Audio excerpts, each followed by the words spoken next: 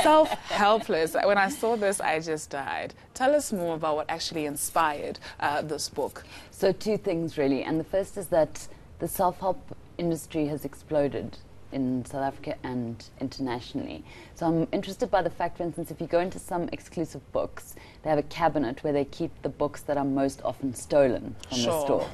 And if you go to the one at the waterfront in Cape Town, which is my local exclusives, it is just wall-to-wall self-help books being stolen. It's The Secret, Rich Man, Poor Man, that one by 50 Cent, just self-help. So you're thinking, wow, there are people who consider themselves to be in such a desperate situation that they're shoplifting self-help books. You know, on the one hand, there's something quite tragic about that. And on the other hand, you're like, at least you're taking a proactive step towards getting out of your situation. Towards empowering yourself, right.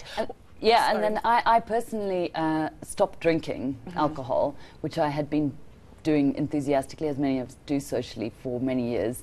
And when I quit that, I found that there was this real hole in my life that I had been using alcohol as a way to kind of fill in terms of medicating anxiety, and, you know, you can get away with not really dealing with some of the big questions in life if you're just drinking. And so when I stopped, I started looking around for alternative paths to kind of meaning and sanity, and that's how the book came about. For a year I decided I would open myself up to any kind of adventure or experience which is promising a different way towards finding meaning. Having dedicated that much time into this, what did you find? I found, first of all, that I think one of the reasons why people are so into the notion of self-help and self-improvement at the moment is because, for instance, let's say you go to an energy healer, which I did, of someone who's going to clean your chakras. So you're lying on this bed, and this person is working on you for an hour, right? So they're sort of waving their hands over you and doing all this stuff. But there is just the sense that it's a timeout in your busy life where someone else is dedicated entirely to you. And I think we do live in that kind of narcissistic age where there's something very appealing about that, right? Their focus is just on you. You don't have to reciprocate in any way. It's just about you.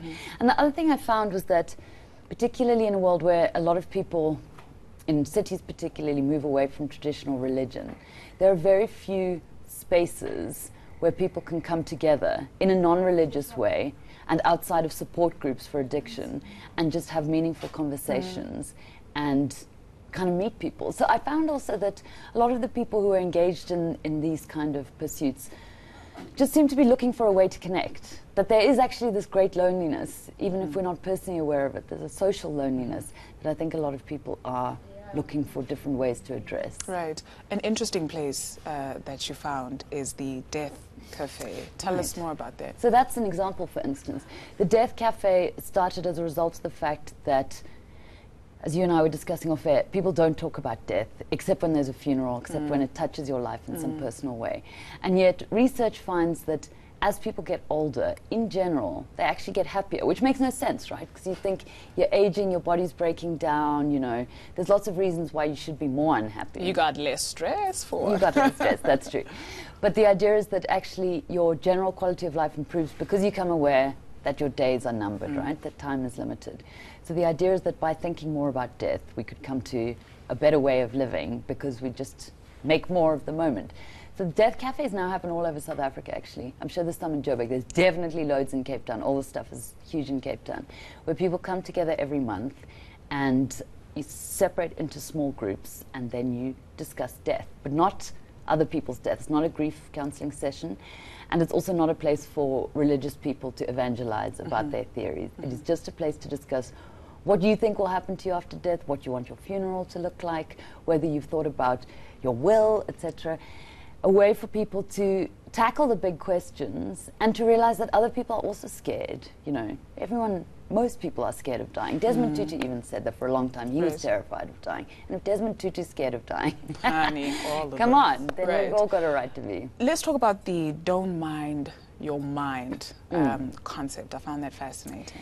So mindfulness is just huge, and more than being huge at the moment, it's actually corporate. So at Davos, all the world leaders are there, and they have mindfulness classes every morning led by this monk. My own workplace, we just had mindfulness training.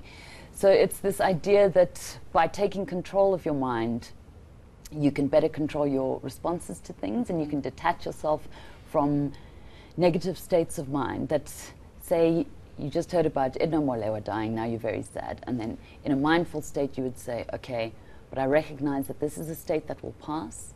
It will be replaced by another sensation. So it enables you to find a kind of distance between things that would ordinarily really make you upset and find a way to control your mind. And it goes together with meditation, right? All these apps now you can download to meditate. Some of them cost a fortune, as I discovered, which seems counterintuitive.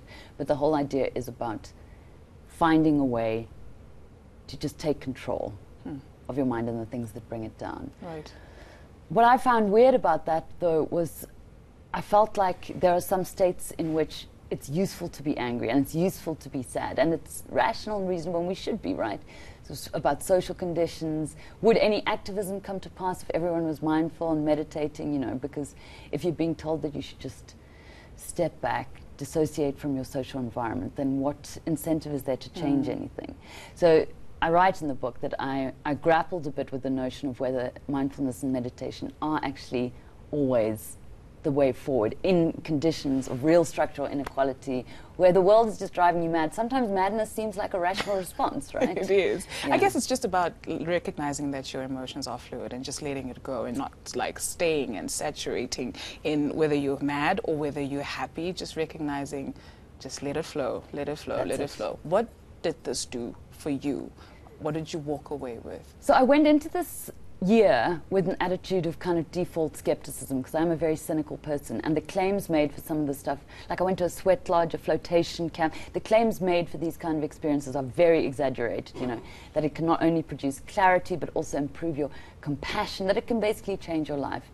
And what I found was, while I still maintained some of my skepticism, I also found a lot to actually value in these experiences. And the book is funny. It's supposed to be a humorous take. It's not an actual self-help guide.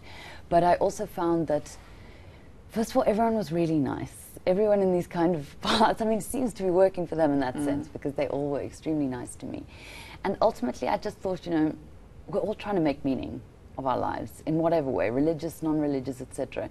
And whatever seems to work for you, as wacky as it seems to the rest of us, what is there to judge, really? Let it work for you.